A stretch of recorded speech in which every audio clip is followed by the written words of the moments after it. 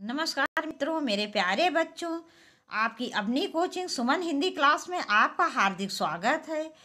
जैसा कि मैंने पहले वीडियो में भी बताया था कि इस चैनल के माध्यम से TET, yes TET, C TET के हिंदी, संस्कृत और पर्यावरण के बहुत अच्छे प्रश्न आपको मिलते रहेंगे।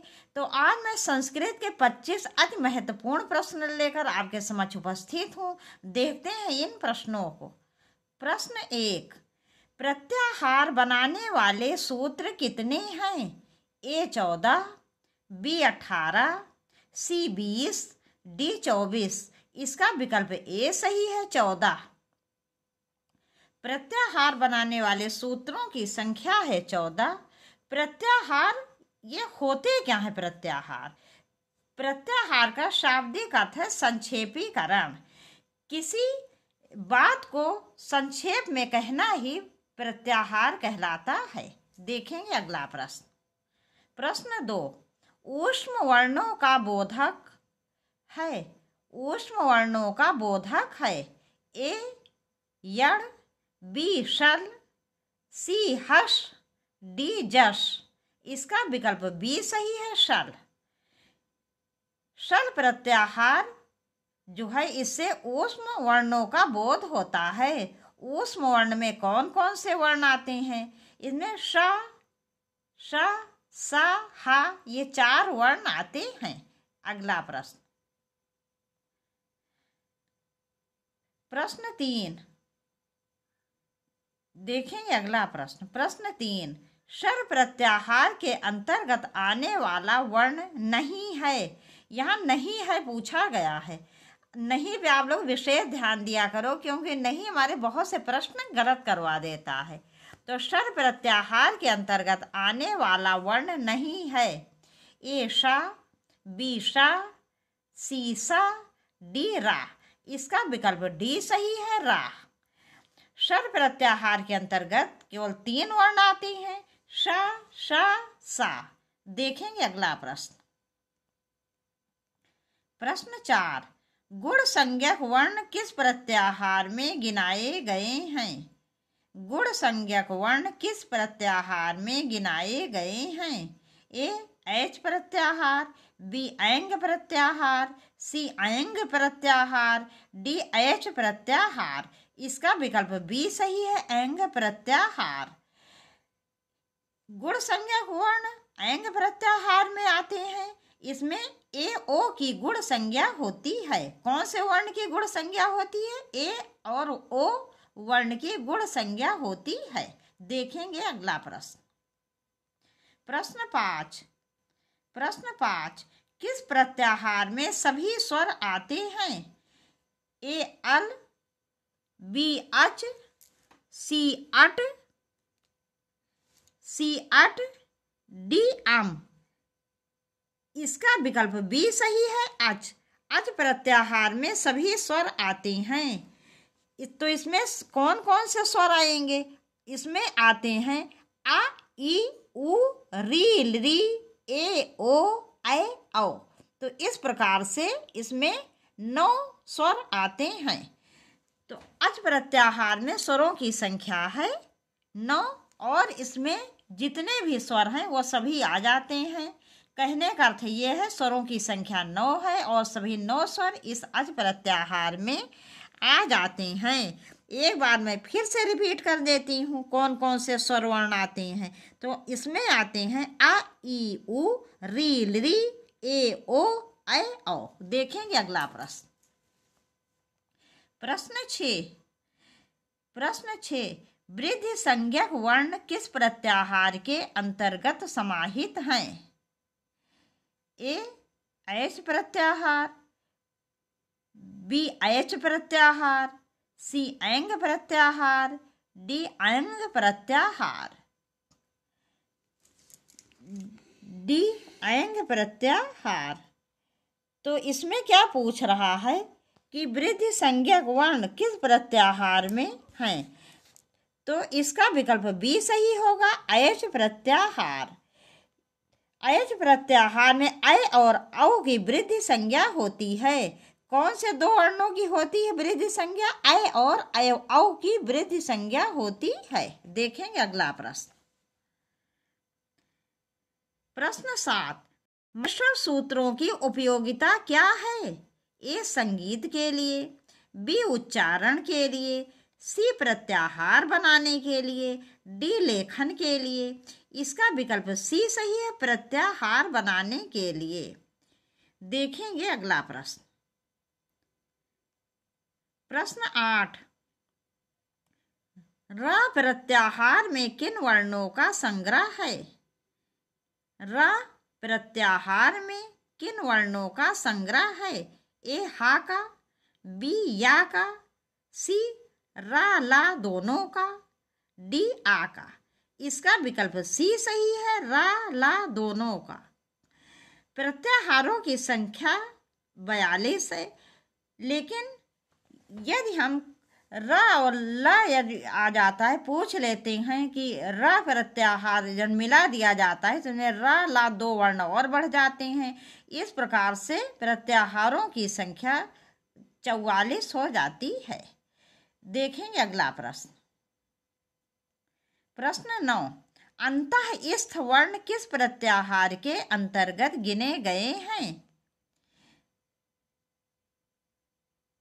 तो यहाँ पर केवल 2 विकल्प दिया है, लेकिन 2 विकल्प छूट गए हैं किसी कारणवश। लेकिन आपको परेशान होने की जरूरत नहीं है, क्योंकि इसमें इसका उत्तर मिल रहा है। अंतःस्थ वर्ण किस प्रत्याहार के अंतर्गत गिने गए हैं? ए शल, बी यण। तो इसका विकल्प बी सही है, यण। अंतःस्थ वर्ण यण प्रत्याहार के अंतर्गत आते हैं और इसमें 4 वर्ण आते हैं। वो 4 वर्ण हैं या, वा, रा, ला। कौन कौन से हैं 4 वर्ण? या, वा, रा, ला। देखेंगे अगला प्रश्न। प्रश्न 10, अक क्या है? ए उपसर्ग, बी प्रत्यय, सी अव्यय, डी प्रत्याहार। इसका विकल्प डी सही है, प्रत्याहार। अक एक प्रत्याहार है जिसमें 5 वर्ण आते हैं, आ, ई, उ, री, ली। तो अक प्रत्याहार में 5 वर्ण आते हैं, आ, ई, उ, री, ली। देखेंगे अगला प्रश्न। प्रश्न 11, प्रत्याहार में किसका ग्रहण नहीं किया जाता है? ए स्वरवर्णों का, बी व्यंजनों का, सी स्वर व्यंजन दोनों का, डी इत संज्ञक वर्णों का। इसका विकल्प डी सही है, इत संज्ञक वर्णों का। कहने का अर्थ यह है, प्रत्याहार में इत संज्ञक वर्ण को नहीं गिना जाता है, इसके पहले वाले सभी वर्ण गिने जाते हैं। देखेंगे अगला प्रश्न। प्रश्न 12, एक प्रत्याहार के अंतर्गत कौन से वर्ण आते हैं? ए ई, उ, री, ली, बी ई, उ, अड़ा, री, ली, सी ई, उ, री, डी ई, उ, ली। तो एक प्रत्याहार पूछा गया है इसमें। तो एक प्रत्याहार में कौन कौन से वर्ण आते हैं? एक प्रत्याहार में इसका विकल्प ए सही है। एक प्रत्याहार में 4 वर्ण आते हैं, ई, उ, री, ली। देखेंगे अगला प्रश्न। प्रश्न 13, माहेश्वर सूत्रों के अंत में जो हलंत वर्ण है, अड़ा, का, अंगा, चा, इनका क्या प्रयोजन है? ए सूत्र बनाना, बी स्त्रीलिंग बनाना, सी शब्द बनाना, डी प्रत्याहार बनाना। इसका विकल्प डी सही है, प्रत्याहार बनाना। माहेश्वर सूत्रों के अंत में जो हलंत वर्ण होते हैं, इनका कार्य होता है प्रत्याहार बनाना, अर्थात संक्षेपीकरण करना। देखेंगे अगला प्रश्न। प्रश्न 14, किस प्रत्याहार में सभी स्वर व्यंजन वर्ण आते हैं? ए अल प्रत्याहार, बी हल प्रत्याहार में, सी शल प्रत्याहार में, डी अच प्रत्याहार में। इसका विकल्प ए सही है, अल प्रत्याहार में इसमें सभी स्वर और व्यंजन वर्ण समाहित होते हैं और इनकी संख्या 42 है। अगला प्रश्न, प्रश्न 15, अक प्रत्याहार के अंतर्गत कौन से वर्ण आते हैं? अक प्रत्याहार के अंतर्गत कौन से वर्ण आते हैं?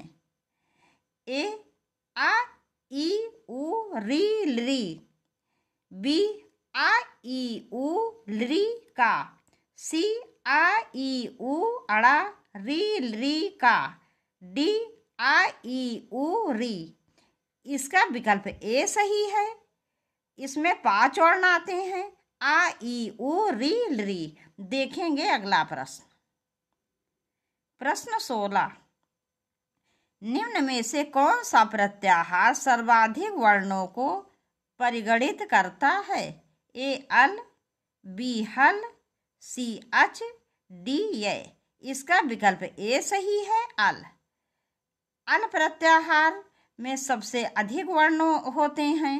इसमें स्वर और व्यंजन वर्ण सभी आ जाते हैं और इनकी संख्या 42 है। देखेंगे अगला प्रश्न, प्रश्न 17, किस प्रत्याहार के अंतर्गत वर्गों के तीसरे वर्ण आते हैं? ए हस, बी जस, सी खस, डी झस। इसका विकल्प बी सही है, जस। इसका विकल्प बी सही है, जस। जस प्रत्याहार के अंतर्गत वर्गों के तीसरे वर्ण आते हैं।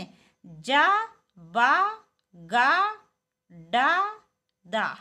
जैसे जा है तो चा छा जा हो गया, बा पा फा बा हो गया, तो कौन सा वर्ण हुआ? तीसरा वर्ण हो गया।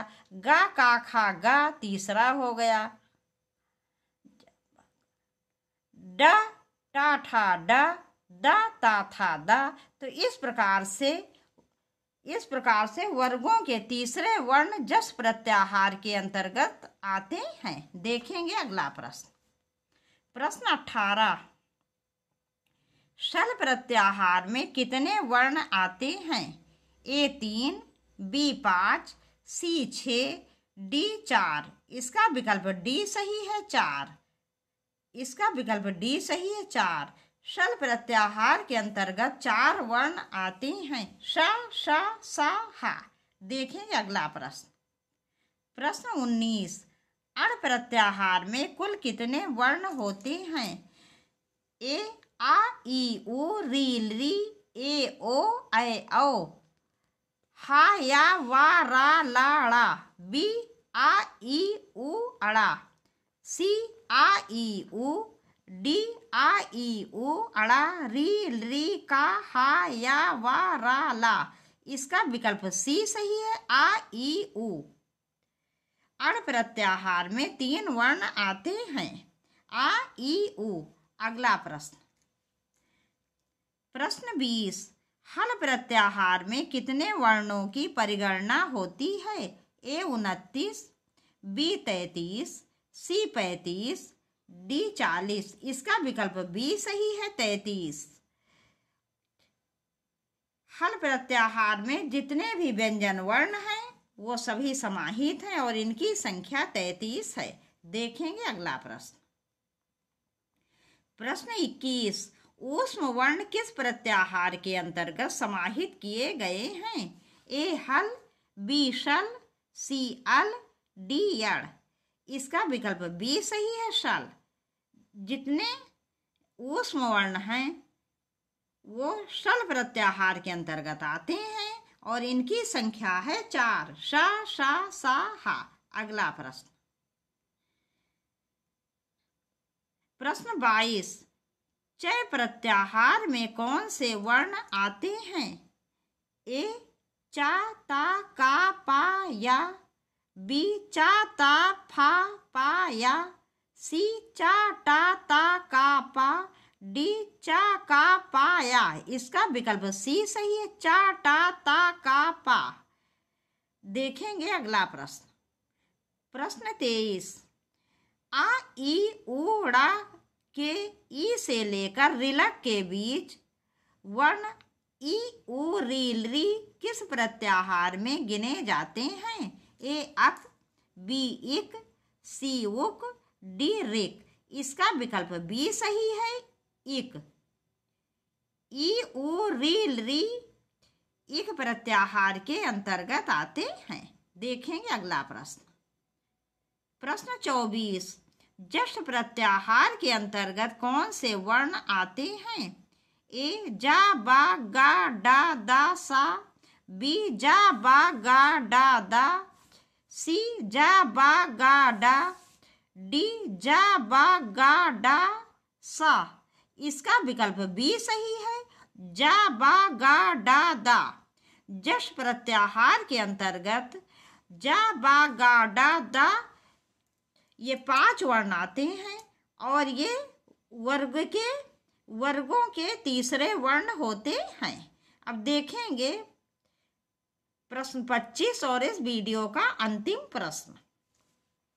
प्रत्याहार शब्द का अर्थ है ए संक्षेपीकरण, बी आभूषण, सी आहार, डी विस्तृतीकरण। इसका विकल्प ए सही है, संक्षेपीकरण। तो प्रत्याहार का शब्द का अर्थ होता है संक्षेपीकरण, अर्थात किसी बड़ी बात को छोटे में संक्षेप में कहना ही संक्षेपीकरण करना ही प्रत्याहार कहलाता है। बच्चों, मुझे पूरा विश्वास है ये सभी प्रश्न आपको बहुत पसंद आएंगे। और आपको ये वीडियो कैसा लगा प्लीज़ कमेंट्स ज़रूर करिए। वीडियो को ज़्यादा से ज़्यादा शेयर करिए, लाइक करिए और यदि आपने चैनल को सब्सक्राइब ना किया हो तो सब्सक्राइब करिए। आपको संस्कृत, हिंदी और पर्यावरण के बहुत अच्छे प्रश्न इस चैनल के माध्यम से मिलते रहेंगे। आपसे जल्दी ही मिलेंगे बहुत अच्छे प्रश्नों के साथ। तब तक के लिए नमस्कार।